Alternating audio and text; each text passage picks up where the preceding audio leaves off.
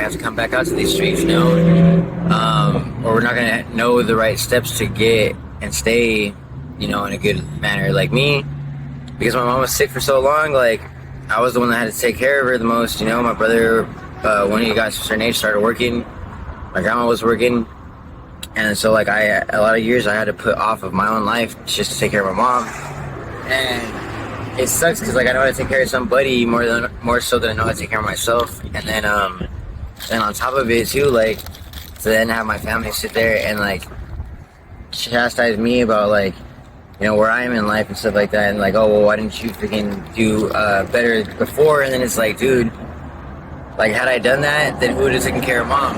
But they don't see that, and they're so damn self-righteous and like in their own freaking manner that like when I try to explain that to them, to get them to see that, like they won't even let me get to the point where like if I bring someone up from the past, I'm trying to bring it up so I can therefore say like explain why my actions were my actions or whatever like that, and then to move on and say that like, yeah, I see that now, blah blah blah. But like I'm the kind of person where like I'm gonna start that and I'm gonna try to like portray something.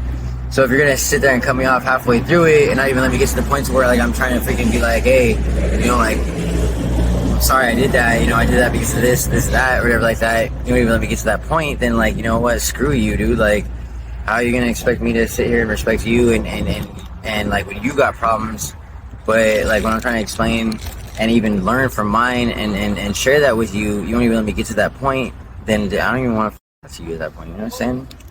What advice would you give out to some young child, I'll call them babies, that wants to partake in this life? But keep your head, eyes up, head forward at all times. When you have friends, don't sit there and talk to them, don't sit there and put them down all the damn time.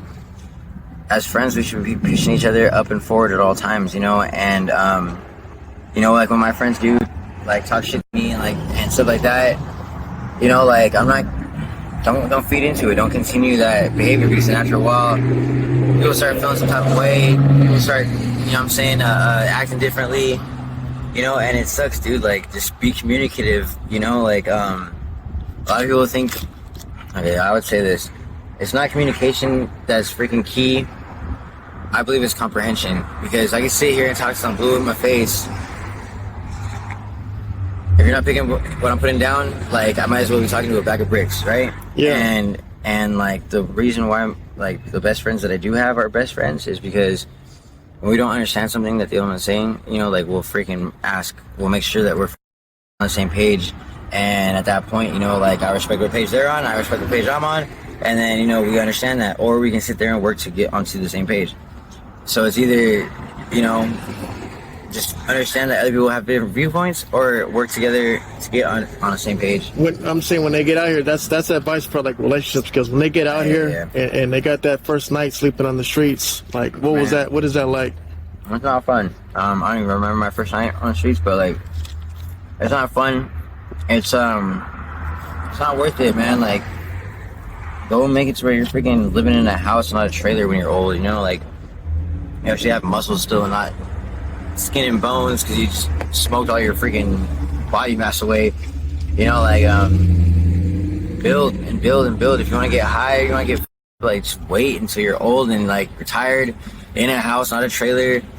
And like you really don't have too much people to tell you what the hell to do. And like if you're home all damn, that's but like don't subject yourself out here like soon. It's not worth it.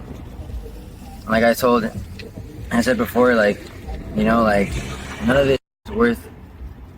My son's future with his dad is a lot more worth all of this, than being out here and all that other stuff. So like, at that point, man, like that's why like I just try to get the hell out of this. Thankfully, I'm going to my dad's soon in Hesperia, and I have my own room there and stuff like that. It's just tough. It's not something I would suggest to be out here. I said thank you, Chris, man, for telling your testimony and telling your story. Whenever you see us out here, just holler at us. Because we're out here, man. If you need any help or whatever, just talk to us, man. Thank you so much.